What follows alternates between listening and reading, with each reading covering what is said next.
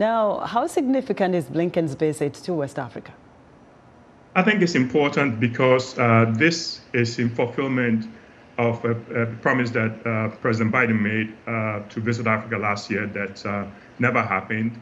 And the secretary himself was there in March of last year. And since then, there's been a lot of developments on the continent, including the coup d'etat and deterioration of the situation in the Sahel. And also, we just saw the non-aligned movement meeting in Kampala. New issues have come up, so this is as good a time as any to visit. Now, you talk about the chaos in West Africa. We've seen those coups that you just mentioned, but what can the United States do to bring stability to the region? Well, one of the things that the United States can do is to help the governments that are in the region solve the problems that's leading to coups.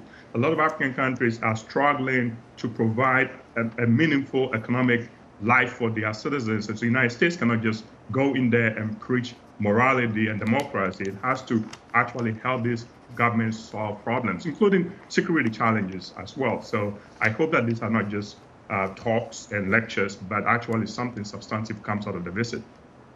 And on a lighter note, Kwaku, U.S. Secretary of State is taking at least some kind of short break to enjoy the games happening in Abidjan. Your thoughts on this after all the shadow diplomacy Blinken has had to make? Well, I hope he sees a good match, but more importantly, the match is going to be played in a stadium that was built by the Chinese. So whilst he's there, he needs to learn from the Chinese. The Chinese are not just going in there giving speeches. They're also helping Africans develop their infrastructure. These are meaningful commitments to the relationship. So we want to see the United States also put its money behind the mouth.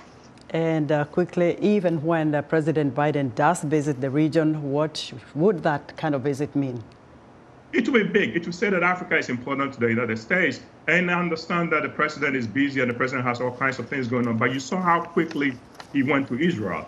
Why is that? Because Israel is very important in American politics, because there is a pro-Israel constituency that demands that the United States pays attention to what happens in Israel. So maybe what you and I and other Africans who pay taxes in this country and who vote in this country's elections should do is to demand that American politicians take Africa seriously in exchange for our support. They can't just take us for granted. Africa is important to us and it's important to Americans as well. And if they want us to keep supporting them, they need to show up and show that they care about Africa.